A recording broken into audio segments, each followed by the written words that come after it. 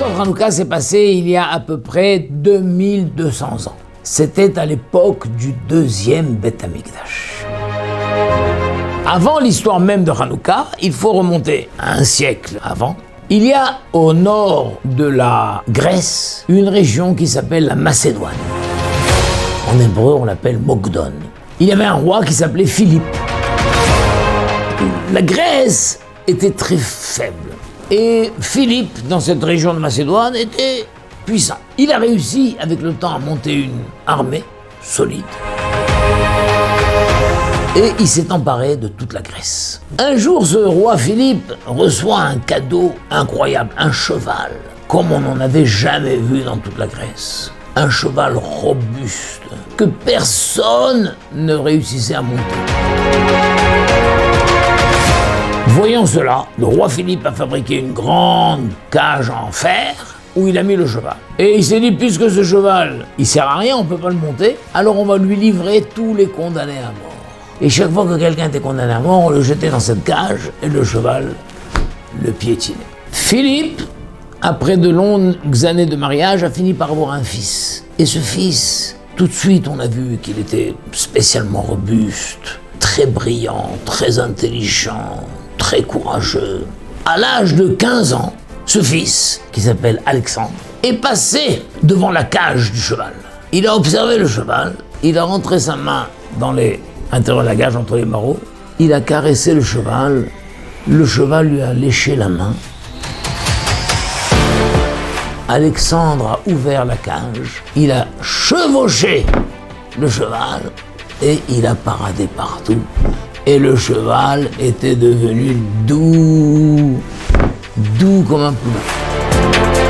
Quand le père, le roi Philippe, a entendu ça,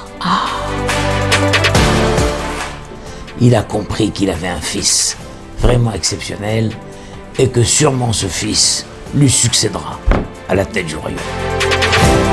Effectivement, Alexandre, donc à l'âge de 15 ans, lui a dit « Papa, si tu me donnes la possibilité de former une armée, j'irai en guerre contre tous tes ennemis. » C'est ce qui s'est passé. Et le jeune Alexandre est allé de victoire en victoire, de victoire en victoire, et bientôt, vers l'âge de 21 ans, 22 ans, il a dominé le monde entier. Et on ne sait pas jusqu'où serait allée l'immensité de son pouvoir, mais il a été atteint par la malaria et il est mort à l'âge de 33 ans. C'est lui qu'on appelle Alexandre le Grand.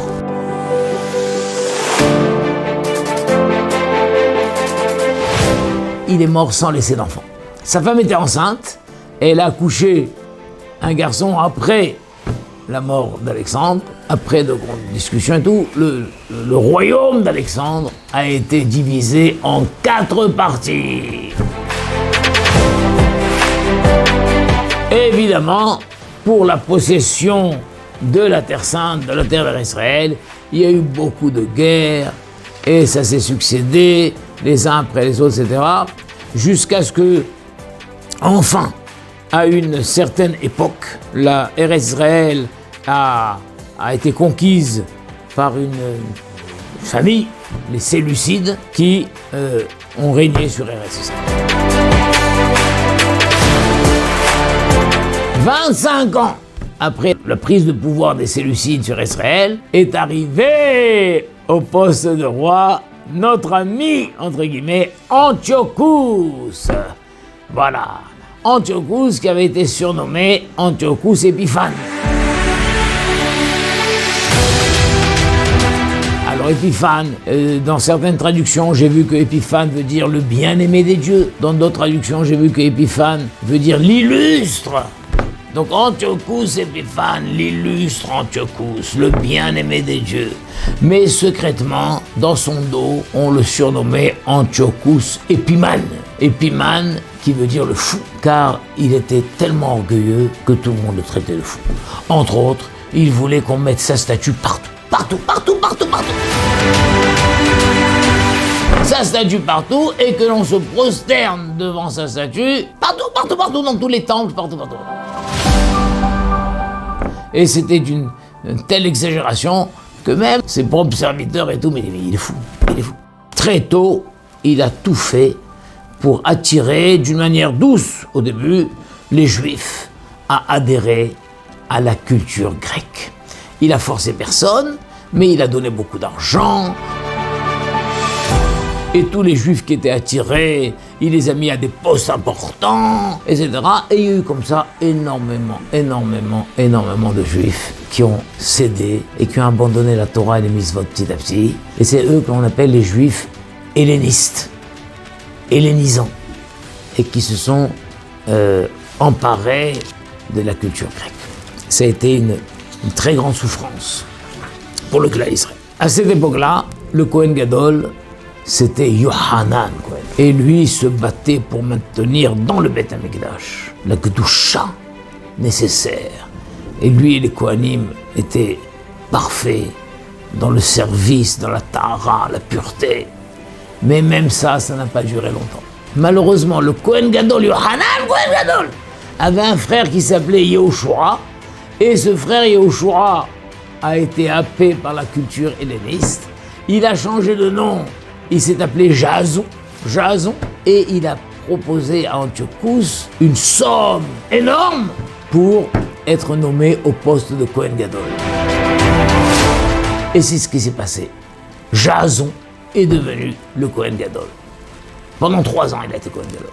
Et à son époque, ça a été terrible. Tout a été transformé. Tout Jérusalem a été transformé. À côté du Beth Amikdash, il a monté des stades et des salles de sport. Et les jeunes passaient leur temps à faire des combats de corps à corps, etc. Et même beaucoup de Kohanim ont été attirés et tout. En 3 ans, il a transformé complètement la ville de Yerushalayim. Après ces 3 ans-là, un autre juif helléniste, encore plus ambitieux que Jason, qui s'appelle Maniléus, a offert à Antiochus encore plus d'argent pour avoir le poste de Kohen Gadol. Donc alors Antiochus a chassé Jason et a mis Maniléus à la place. Et ce Maniléus, d'où allait-il tirer l'argent pour payer à Antiochus ce qu'il avait permis? Eh bien, il a puisé dans les trésors du Beth Amikdash. Et une fois qu'il a épuisé tout l'argent qu'il y avait au Beth Amikdash, il a commencé à vendre les kélim du Beth Amikdash, les kélim en or. Situation terrible. Et ça a duré encore 3 ans. Et les Juifs pieux qui restaient à Jérusalem se demandaient mais comment se débarrasser de ce Kohen Gadol.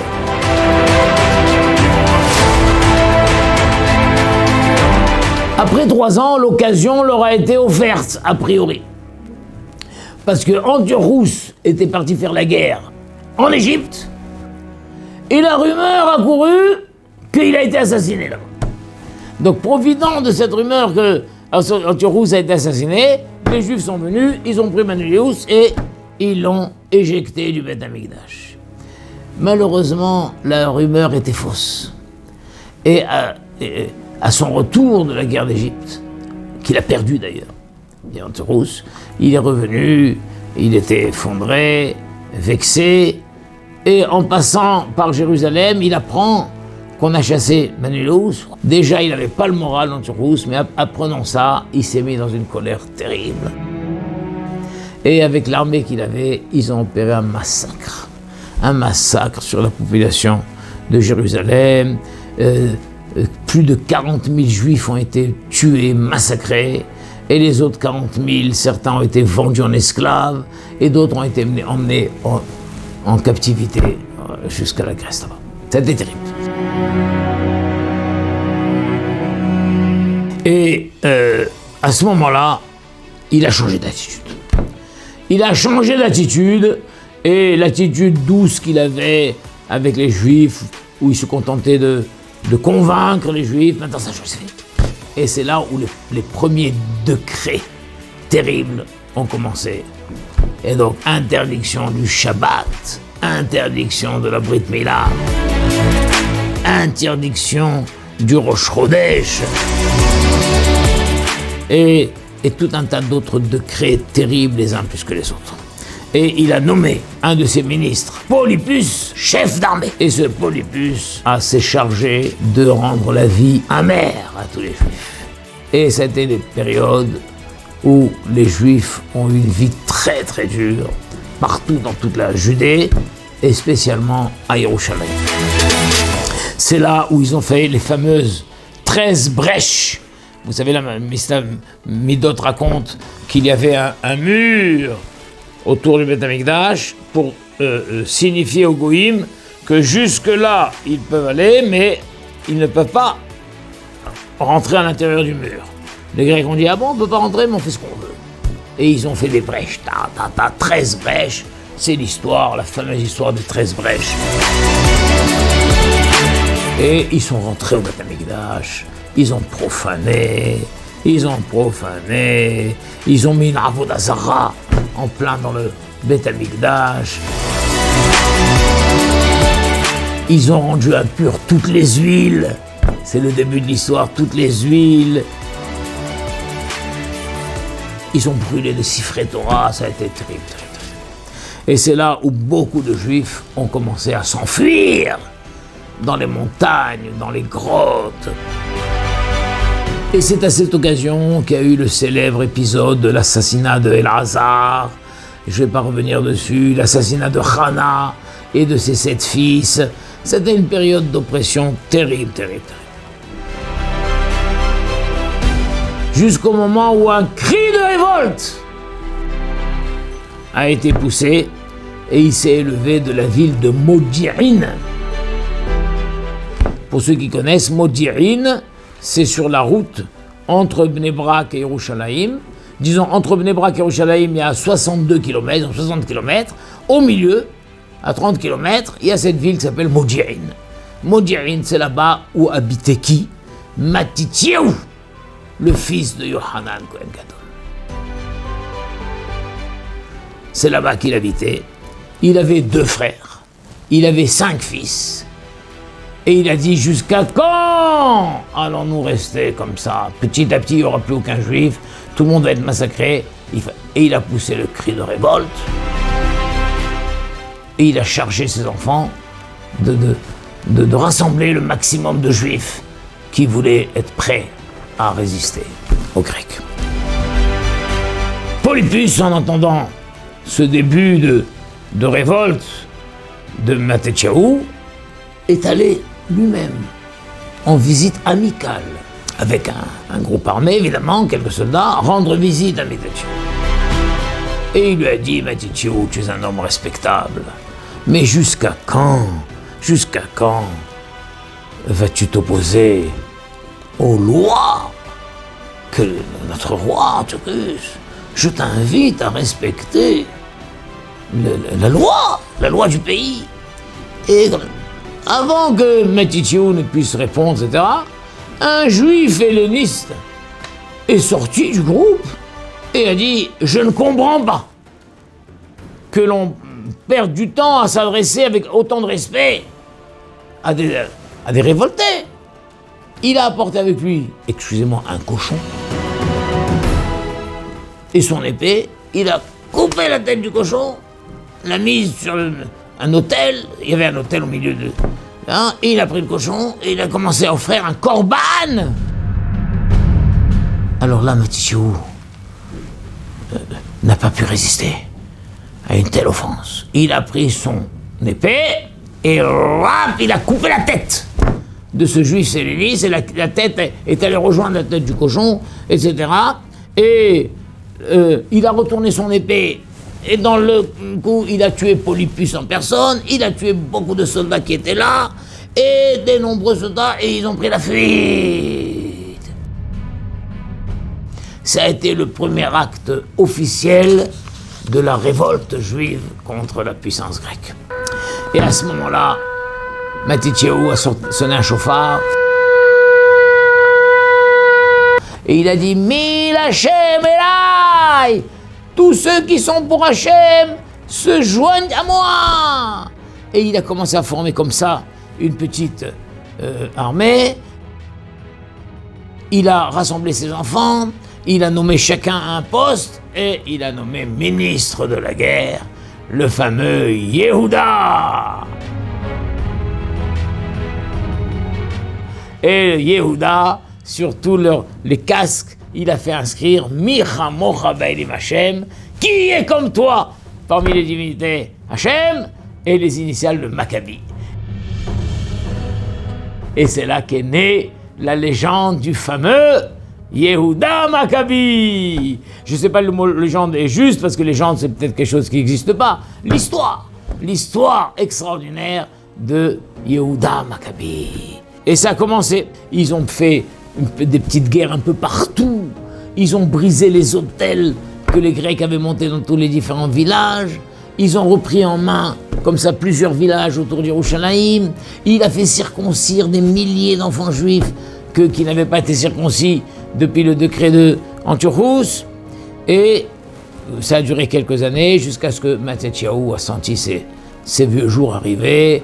Il a réuni ses enfants, il leur a dit de continuer le combat, il a sorti l'huile d'onction qu'il avait, il a mis sur la tête de Yehuda, donc il a consacré son fils Yehuda, Mashuach Milrama, celui qui est loin pour la guerre. Et tout le monde a accepté l'autorité de Yehuda. Et ce jour-là, il est allé Yehuda, il s'est attaqué à Akadosh Baruch Hu, lui a donné une force incroyable, et il s'est attaqué à des soldats grecs partout, et on dit qu'il a tué 8200 soldats lui-même. Est-ce qu'il les a tués en un jour, en plusieurs jours, je ne sais pas. Et vraiment, Hachem lui a donné une force surhumaine. Et comme ça, ils ont récupéré toutes les villes, sauf Yerushalayim. Yerushalayim était encore difficile à récupérer. Donc après cela, un nouveau gouverneur sur la Judée a été nommé Apollyonos. Et Apollyonos, quand il a entendu ça, il a poussé ce cri: mais qui ose défier l'autorité de notre Seigneur Antiochus? Et il y a eu une première bataille officielle entre l'armée de Apollyonos et l'armée de Yehuda Maccabi. Apollyonos s'est rendu, et c'était la première. Et Hachem a donné une force surhumaine à la petite armée de Yehuda Maccabi, et ils ont attaqué les Grecs, ils ont tué, et Apollyonos lui-même a été tué. Et comme ça, il y a eu une série d'autres batailles les unes après les autres, et à chaque fois, Yehuda remportait des victoires. Le nouveau gouverneur a été Séron, le successeur d'Apollyonos. Et pareil, à Beth Horon, et là, c'était le moment où les deux armées vont s'affronter.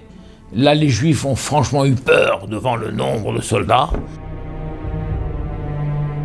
Et puis, d'une manière miraculeuse, le combat n'a pas eu lieu, car une panique s'est saisie des soldats grecs, une panique qu'on ne pourra jamais expliquer, et ils ont pris la fuite. Alors évidemment, l'armée juive les a poursuivis, et il y a eu de nombreuses victimes, etc.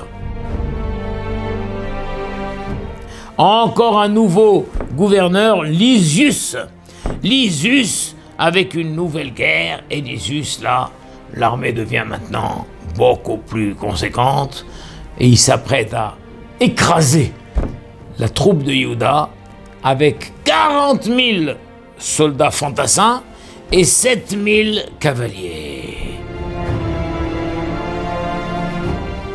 Voilà. Et en prenant la route vers la région de Modi'in, tous les autres peuples, tous les goïms se joignaient à eux, et ils amenaient même avec eux des chaînes en fer, persuadés qu'ils allaient ramener des centaines de juifs en captivité pour les vendre en esclavage, et donc ça a été une armée innombrable. Les juifs, quant à eux, apprenant cette armée qui arrivait, n'ont pas eu d'autre choix que de se replier dans la prière et dans le jeûne. Ils se sont mis dans un endroit, ils auraient tellement voulu aller prier au Beth Amikdash, mais c'était impossible, inaccessible. Alors ils se sont mis dans un endroit qui s'appelle Mitzpeh. Mitzpeh, c'est un endroit connu où à l'époque Shmuel Hanavi juger les Juifs de cet endroit, Mitzpeh. Et c'est un endroit duquel on voit Yerushalayim et on voit le Beth Amikdash. Donc de cette hauteur de Mitzpeh, ils ont prié, jusqu'à ce qu'à un moment, ils ont senti que leur prière a été écoutée. Ils l'ont ressenti très fort, comme si une voix leur disait « c'est écouté, vous pouvez y aller ». Incroyable, incroyable. Et alors à ce moment-là, donc Be'ezrat Hashem, ils ont réuni tous les hommes, et Yehuda a fait ce que la Torah dit. En tant que Cohen de Mashouar Mishama, il a dit le texte que la Torah dit. Attention, qui a fait des avérotes et qui a peur d'être tué en guerre, qui s'en aille. Qui a fait ceci, qui s'en aille. Qui a fait ceci, qui s'en aille. Et comme ça, beaucoup se sont retirés. Vous connaissez tout le texte de la Torah. Qui est fiancé mais qui n'est pas marié, qui s'en aille. Qui a une maison qui n'a pas habité, qui s'en aille. Il a fait les éliminatoires écrits dans la Torah et il s'est retrouvé en fin de compte avec 7000 hommes.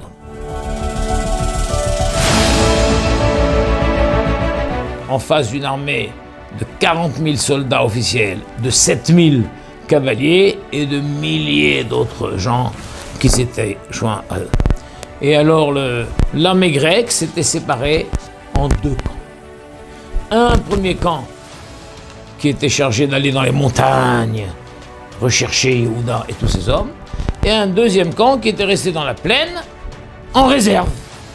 Pas prêt au combat, en réserve ou en camp. Et Hachem a donné l'idée à Yehuda de descendre d'une manière détournée dans la plaine et de s'attaquer à ce camp qui n'était pas prêt au combat. Et ils ont fondu sur eux, ils les ont attaqués, ils ont tué, massacré, ils ont mis le feu au camp. Et les autres, le premier camp qui dans les montagnes recherchait, mais où est l'armée d'Yehuda, tout d'un coup aperçoivent dans la plaine un feu, des fumées qui montent, des flammes, et c'est là qu'ils comprennent que Yehuda est allé attaquer en bas, et une panique s'est saisie d'eux, et pareil de nouveau, comme on l'a déjà entendu, la fuite et la panique. Incroyable, incroyable. Et là, la nouvelle a pris le temps d'arriver à Antiochus, et c'était la grosse colère d'Antiochus. Et Antiochus a dit, je vais me ruer sur Jérusalem. J'en ferai un cimetière. Elle sera jonchée de cadavres. Qui pourra m'en empêcher? La mer et la terre m'appartiennent. J'ai une force et une armée incroyables. Et c'est là l'épouvante des Juifs, où là c'est plus des armées, c'est Antiochus lui-même avec la grande armée grecque, et les éléphants, et les milliers de soldats, et les cavaliers, et toute l'armée grecque en marche pour venir faire de Jérusalem un cimetière, et la joncher de cadavres.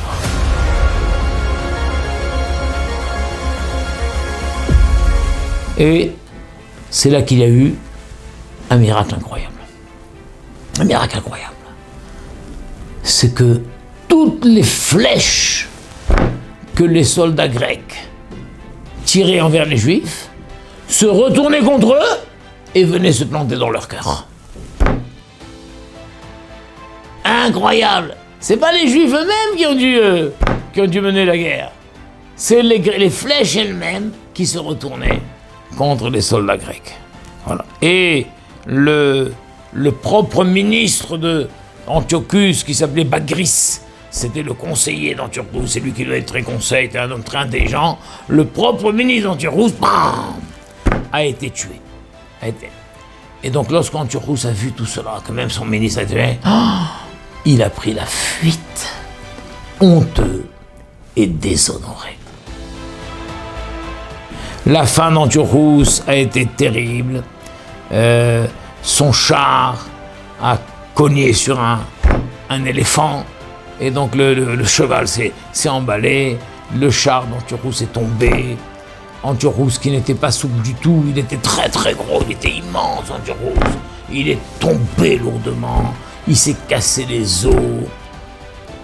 Ces soldats l'ont porté à un main parce qu'il ne pouvait plus remonter dans le char, il avait trop mal. Mais au fur et à mesure, sa peau et sa chair pourrissaient, ça sentait très horriblement. Les soldats ont fini par le lâcher, et il est allé, la fin d'Antiochus a été dans des conditions terribles. Alors on dit que il a prié Hachem en disant: Hachem, ça y est maintenant, je suis convaincu que c'est toi, que tu as raison, et si je sors vivant de cette affaire-là, je rendrai honneur à ton culte et tout. Mais les tfilotes n'ont pas été acceptées, il semble qu'elles n'étaient pas totalement sincères. Et donc Antiochus est mort d'une manière horrible, abandonné, et c'est fini. Et alors là, donc les Juifs, c'était le moment. Il fallait maintenant libérer Yerushalayim. Surtout, qui étaient les maîtres de Jérusalem, c'est incroyable, c'était les Juifs eux-mêmes, c'était les Élisans. Et les Élisans qui étaient eux-mêmes, qui n'hésitaient pas à s'attaquer aux Juifs et tout. Donc il y a eu une guerre entre Juifs. Donc il a fallu s'attaquer à la poignée de soldats grecs qui étaient là, et surtout aux Juifs qui étaient bon. On a libéré Yerushalayim. Et on est rentré au Beth Amikdash, et c'est là qu'il y a eu ce spectacle terrible, de découvrir les idoles à l'intérieur du Beth Amikdash, découvrir que tout était saccagé, le Misbéyar et tout. Alors ils ont remis le Misbéyar, ils ont nettoyé, ils ont fait ce qu'ils pouvaient. Ils auraient voulu offrir des corbanotes, mais dans le Misbéyar, il y a une halakha que nous ne mettons pas le feu nous-mêmes. C'est un feu qui descend du ciel. Et là, il n'y a pas de feu. Et tout d'un coup, il y a eu le premier miracle. Le feu est sorti des pierres du Misbéyar. Et ils ont offert les premiers corbanotes. Et enfin est arrivé le moment d'allumer la menorah. Et c'est là où ils n'ont pas trouvé l'huile pure. Vous connaissez tous l'histoire. Ils ont cherché, jusqu'à ce qu'ils aient trouvé une fiole d'huile pure qui a duré 8 jours, jusqu'à ce qu'on puisse retrouver de la nouvelle huile pure. Donc ce grand miracle où ils sont rentrés au Beth Amikdash et ils ont tenté de faire d'allumer la menorah, et le miracle a eu lieu le 25 Kislev 3596. 3596, c'est-à-dire qu'il a eu lieu en l'an moins 165, là nous sommes en 2020, mais moins 165, en tout ça fait précisément 2185 ans. C'est ce que je vous avais dit au début, que l'histoire de Hanouka s'est passée à peu près il y a 2200 ans. Et voilà, Bezat Hashem, et c'est depuis qu'on a institué de fêter chaque année le miracle de Hanouka. Hanouka Sameach, Bezat Hashem. Voilà, je vous ai dit brièvement. J'espère que ça vous a donné quelques repères historiques au moins, Bezat Hashem. Hanouka Sameach. À bientôt.